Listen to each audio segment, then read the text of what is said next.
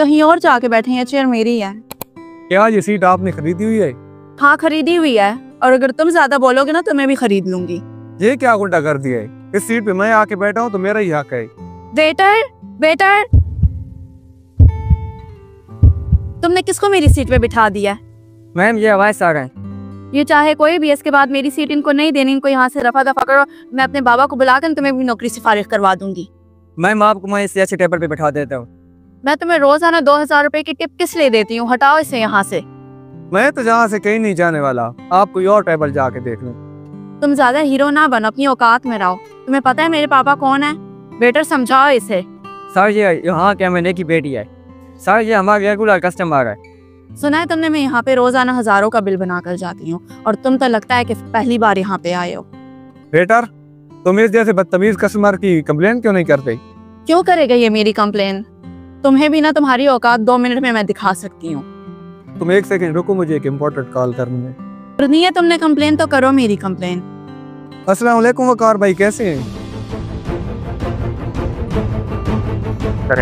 कुछ खास नहीं, बड़े दिनों बाद रेस्टोरेंट आया हूँ। आपकी बेटी मिली है यार, बड़ी बदतमीज है।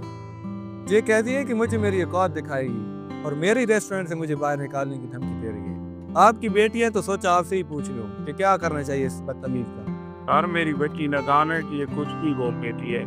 सारी से मोबाइल दो ना, इसे मैं कम चाहता हूँ। हेलो जी पापा। जी पापा बोले। बेटा पहले सोच लिया करो सामने वाला बंदा कौन है। यहाँ बेटी मुझे क्यों बर्बाद करना चाहती हो, इससे माफी मांगो और घर आ जाओ। जी ठीक है बाबा, आती हूँ मैं घर। हर महीने से अच्छी तरह समझा भी है। जी ठीक है, ओके।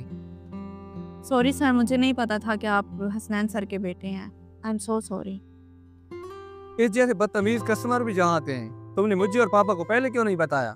सर इसमें मेरी कोई गलती नहीं है। इसने बोला था कि मैं हसनैन सर को जानती हूँ। सर ने मुझे धमकी दी थी कि अगर इसकी मैं शिकायत करूँगा तो ये हसनैन सर को बता देगी।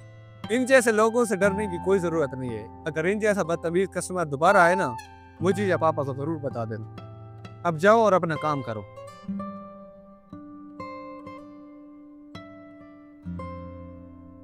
जो इंसान खुद मेहनत करके दौलत कमाने की औकात ना रखता हो ना, उसे दौलत नहीं देनी चाहिए।